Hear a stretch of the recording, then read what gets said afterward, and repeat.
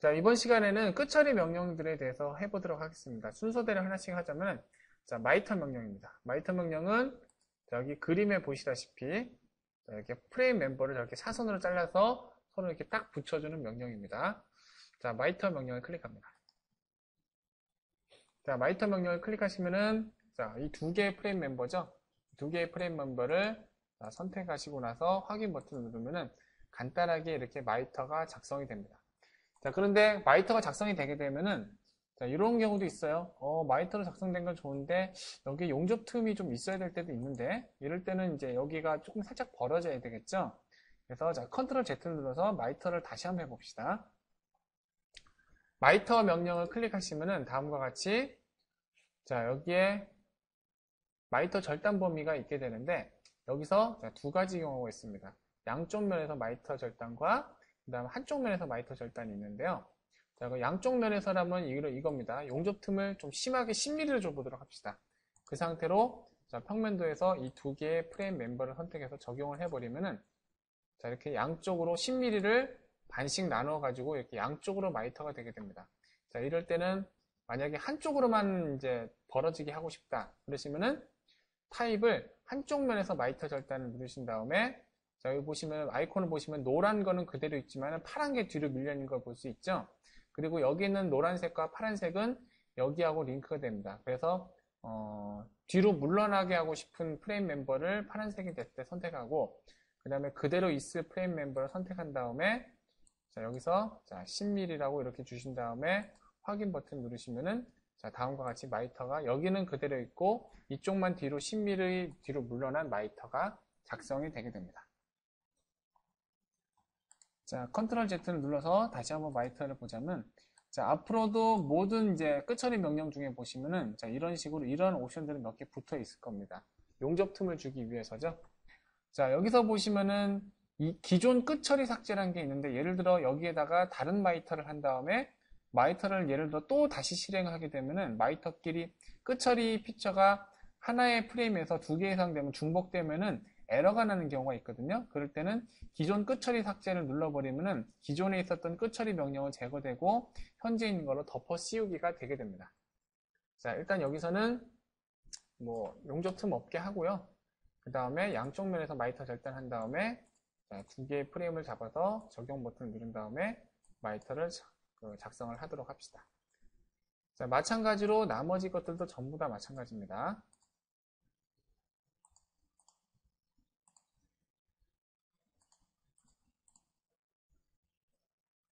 자, 이렇게 해서 4개의 프레임이 전부 다 이렇게 마이터로 이렇게 작성이 되게 됐습니다. 자, 그 다음 명령으로는 노치 명령을 배우기 전에 프레임까지 자르기와 자르기 연장을 먼저 좀 배워봅시다. 자, 프레임까지 자르기 명령을 클릭해서 보도록 합니다. 자, 프레임까지 자르기 명령을 한 다음에 자, 파란 프레임은 그대로 있을 프레임이고 프레임 멤버 노란색이 잘린 거죠. 그래서 예를 들어 자, 이 프레임이 그대로 있고 여기에 맞춰서 노란 프레임을 잘라버리자. 자, 이런 식으로 확인 버튼을 누르게 되면은 자, 이런 식으로 프레임이 다음과 같이 자, 이렇게 요 안에 이렇게 맞춰서 이렇게 잘리게 됩니다. 근데 이 프레임까지 자르기 명령은 요렇게 할 때는 괜찮아요. 왜냐하면 밑에 프레임이 위에 프레임보다 면적이 넓기 때문에 면적을 다 뒤덮고 있거든요. 근데 예를 들어서 자, 이렇게 끝이 같거나 이렇게 공면돼서 불확실하게 되어 있는 이런 프레임 같은 경우에는 자, 프레임까지 자르기 명령을 클릭해 가지고 여기에 맞춰서 여기를 이렇게 프레임을 잘라버리면 다음과 같이 이렇게 오류가 발생하게 됩니다. 그래서 프레임까지 자르기 명령은 자, 이렇게 되긴 하지만 나중에 이 프레임을 직접 찾아서 보면은 실제로 그 프레임에 에러가 있는 것을 확인할 수가 있습니다. 실제로 한번 볼까요? 자, 부품 우선순위 선택을 해서 자, 얘를 확장해 보면은 자, 발그레이 프레임이 지금 현재는 제대로 되어 있는데 이게 뭔가 문제가 발생된 채로 이렇게 잘라진 거예요. 그래서 요거는 이렇게 오류 표시가 날 때는 웬만하면 하지 마시고요. 자, 그래서 프레임까지 자르기는 이제 밑에 거가 위에 거보다 월등하게 클 때, 그때 하는 거고, 자, 그냥 그렇지 않고서 자르기 할 때는 자르기 연장 명령으로 하는 것이 좋습니다. 그래서 자르기 연장 명령을 클릭해가지고, 자르기 연장 명령은 여러 개를 한꺼번에 할 수도 있습니다. 예를 들어, 여기 있는 4개의 프레임 있죠. 이게 전부 다 이 밑면에 맞춰서 똑같이 다 잘려야 되잖아요. 그래서 이럴 때는 프레임 멤버를 하나, 둘, 셋, 네 개를 동시에 선택한 다음에 자, 여기서는 다른 프레임끼리 하는 것이 아니라 자, 면에 대해서 하게 됩니다. 그래서 꼭 프레임 생성으로 작성한 면이 아니더라도 그냥 우리가 모델링 면이나 작업형 면이 있어도 인식을 하게 됩니다. 여러모로 유용한 명령어라고 할 수 있어요. 자, 여기서 면 명령을 클릭하신 다음에 자, 이 밑에 면을 클릭하시고 확인 버튼 누르게 되면은 자, 이렇게 네 가지가 다 잘리게 됩니다. 자, 그리고 마찬가지로 자르기 연장으로 예를 들어 이 두 개의 프레임을 자, 면 명령을 이용해 가지고 여기까지 자, 잘리게 늘어나게 하겠다. 그러니까 프레임까지 자르기는 자르기만 되는데 자르기 연장은 프레임만 맞춰서 자를 수도 있지만 이렇게 늘어나기도 한다는 것을 자, 명심해 주시면 됩니다. 자, 반대편도 마찬가지로 하면 되겠죠? 자르기 연장으로 자, 이 두 개의 프레임을 자, 면을 여기에 맞춰서 늘려버리자. 자, 그럼 이렇게 늘어난 프레임을 자, 확인할 수가 있습니다. 자, 이번에는 노치 명령에 대해서 알아볼 건데요. 자, 보시는 바와 같이 여기는 HB끼리 서로 이렇게 이제 작성이 이렇게 물려 있는 것을 볼 수 있는데, 자, 여기서 이 녀석들을, 검사 탭에서 자, 간섭 분석으로 자, 이렇게 간섭 분석을 해보면은 자, 이렇게 간섭이 되어 있는 영역들을 확인할 수가 있죠. 그래서 여기에 맞춰서 자를 수는 없을까? 그죠? 자, 여기서 맞춰서 자르야 되겠죠? 자, 맞춰서 자를 때 하는 명령이 바로 여기 있는 노치 명령입니다. 자, 명령어가 생긴 것도 보면 딱 HBM용으로 생겼죠? 그래서 노치 명령을 클릭하면은, 자, 보시면 아시겠죠? 파란색이 잘릴 프레임, 그 다음에 노란색이 기준이 될 프레임. 이렇게 한 다음에 확인 버튼을 누르시면은, 자, 이렇게 프레임이 이렇게 잘리게 됩니다. 실제로 더블 클릭해서 형상을 확인해 보면은 그 프레임에 맞춰서 이렇게 잘린 것을 확인할 수가 있습니다.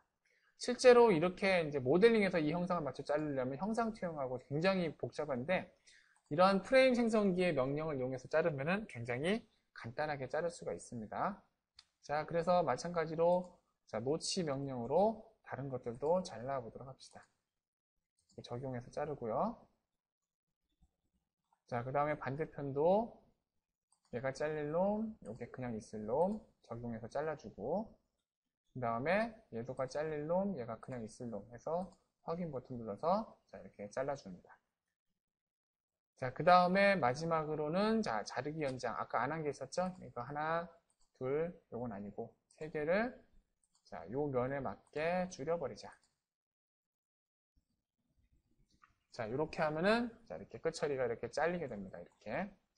자, 이렇게 해서 어느 정도 됐으면은 자, 이 녀석을 이제 내가 프레임 생성기로 이제 생성하고 다 맞게 잘랐나 안 잘랐나를 알아보는 방법은 아까 잠깐 보셨습니다만은 검사 탭에서 간섭 분석 명령을 이용하면 됩니다. 그래서 우리가 끝처리를 제대로 안 했으면 간섭이 발생했겠죠.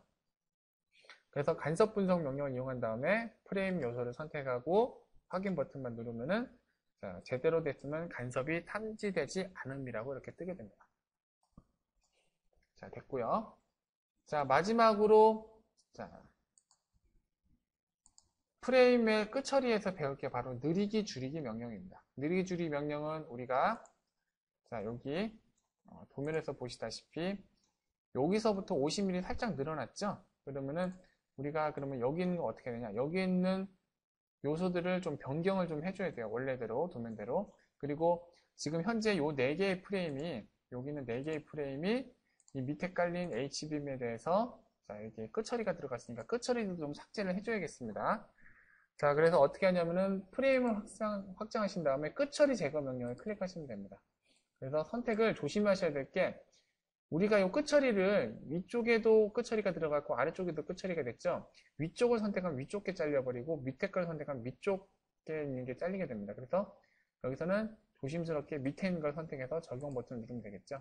그럼 밑에 것만 이렇게 끝처리가 다시 제거되면서 원상태로 돌아옵니다. 자, 계속 해봅시다. 이렇게.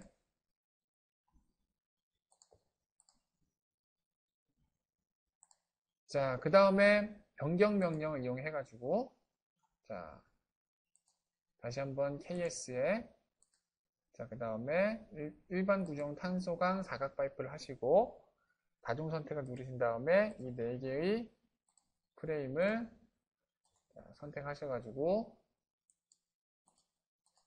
이 녀석을 일반 구조용 사각 파이프에 얼마짜리였죠 아까? 도면을 좀 봐야겠네. 50에 50짜리였죠? 그래서 50에 50에 3.2T짜리로 이렇게 바꿔줍니다.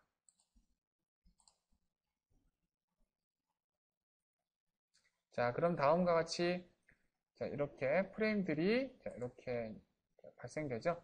그리고 이제 여러 가지 에러가 떴었는데 요거는 이제 각 이제 프레임에 있는 여기 원래 썼던 자르기 연장 끝처리들이 이제 에러가 나와버리면 당연하겠죠. 자, 이렇게 프레임 생성기로 삭제를 해버리셔도 되고 아니면은 끝처리 제거기를 이용해서 자, 각각의 멤버에다가 자, 끝처리들을 전부 다 지워버려도 됩니다.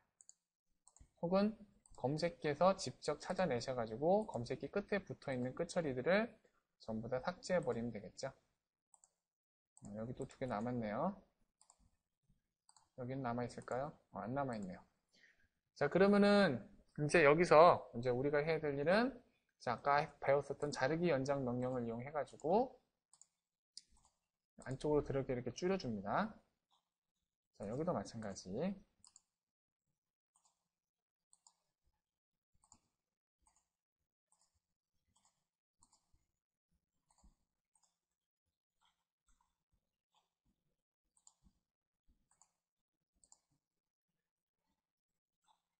됐죠?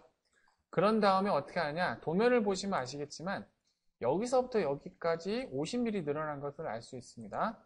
그래서 이제 이것을 늘려야겠죠. 근데 50mm 그냥 커스텀하게 늘려면 어떻게 늘려야 되지? 이건 기준도 없고. 자, 그래서 있는 것이 바로 느리기 줄이기 명령입니다. 느리기 줄이기는 이제 프레임을 2가지의 버튼이 있는데 한쪽만 늘리느냐 아니면은 이 프레임의 양쪽을 다 같이 늘리느냐. 여기는 한쪽만 늘리죠. 그래서 연장을 한쪽만 늘리게 하신 다음에 선택도 조심하셔야 돼요. 여기 반을 딱 갈라서 위쪽을 선택하면 위로 튀어나가고 아래를 선택하면 아래로 튀어나갑니다. 그래서 조심스럽게 아래쪽을 선택하시고 연장을 50mm를 한 다음에 적용 버튼을 누르면 이렇게 늘어나게 됩니다. 마찬가지로 다른 것들도 선택해서 자, 순차적으로 적용 버튼을 눌러가지고 만들어 주시면은 자, 다음과 같이 자, 이렇게 프레임들이 이렇게 쭉쭉 늘어나게 됩니다.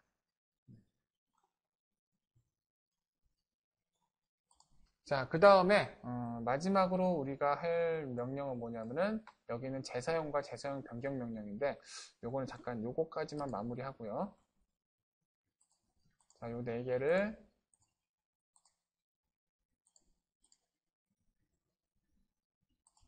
재사용 명령은 이럴 때 씁니다. 예를 들어서 요 4개의 사각 파이프에 사각에다가 똑같은 구멍을 뚫어야 된다. 예를 들어서 자, 이 부품 수정 상태 편집 상태로 들어가셔가지고 내가 여기에다가 자, 슬롯 명령을 이용해가지고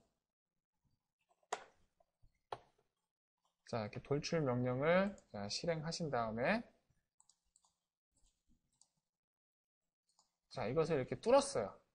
그래서 자, 이렇게 프레임 생성기 화면을 복귀했습니다. 근데 자, 설계 특성상 여기 4가지에 똑같은 걸 이렇게 넣어야 돼요. 그죠? 똑같은 걸 넣어야 되는데 그렇다고 이것을 똑같이 이제 그 똑같은 작업을 반복하려니까 조금 짜증나요. 그죠? 이게 방법이 없나? 그래서 등장한 것이 바로 재사용 명령입니다. 여기에 있는 멤버를 어차피 길이가 똑같으면은 여기에 똑같이 복사 붙여넣기로 프레임 삽입으로 이렇게 붙여넣자 라는 취지에서 나온 명령이죠. 자, 재사용 명령을 이렇게 쓰게 됩니다. 재사용 명령을 클릭하시고 자, 그 다음에 원본 멤버를 먼저 선택하신 다음에 자, 그 다음에 배치를 다른 데다 하게 되죠. 근데 이미 이제 프레임이 딴 데 돼 있으면은 요것들은 삭제합시다. 어떻게 삭제하냐면은 프레임에서 우리가 아까 필터를 부품 우선순위 선택한 거 아시죠? 그래서 이 3개의 부품을 선택한 다음에 마우스 우측 버튼 눌러서 자, 프레임 생성기로 삭제를 눌러주시면은 이렇게 프레임 멤버가 삭제가 되게 됩니다. 끝처리도 같이 사라지게 돼요. 자, 그래서 재사용 명령을 이용하셔가지고 원본 멤버를 클릭하시고 자, 이 녀석을 자, 어디다 배치하느냐? 여기, 여기. 자, 이렇게 배치하신 다음에 확인 버튼을 누르시게 되면은 자, 이렇게 재사용 멤버가 이렇게 들어오게 됩니다. 가끔 자, 이렇게 역전되는 경우도 있습니다만 자, 이럴 경우에는 자, 프레임 멤버 자, 프레임 생성기로 삭제를 이렇게 하신 다음에 다시 한번 재사용 명령을 누르시고 자, 얘를 클릭하신 다음에 자, 이 아래쪽을 이렇게 클릭하시고 또 변경되어 있네. 그러면 이런 경우에는 여기서 보시면은 여기 180이라고 되어 있죠.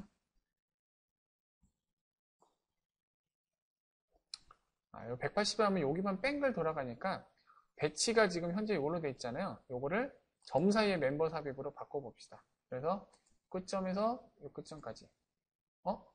그래서 적용 버튼 눌러봤을 때 방향이 맞네. 만약에 처음이 여기고 끝이 여기인데 거꾸로 갔다. 그러면 처음을 여기 하고 끝을 여기로 해서 바꿔주면 되겠죠. 자, 이렇게 해주면 됩니다. 자, 이렇게 하면은 자, 재사용 명령이 되게 되고요. 재사용 변경이라고 하는 건 뭐냐면은 만약에 그 재사용 변경에서 다른 프레임 멤버를 집어넣고 싶다. 그럼 재사용 변경 명령을 눌러서 자, 선택을 얘하고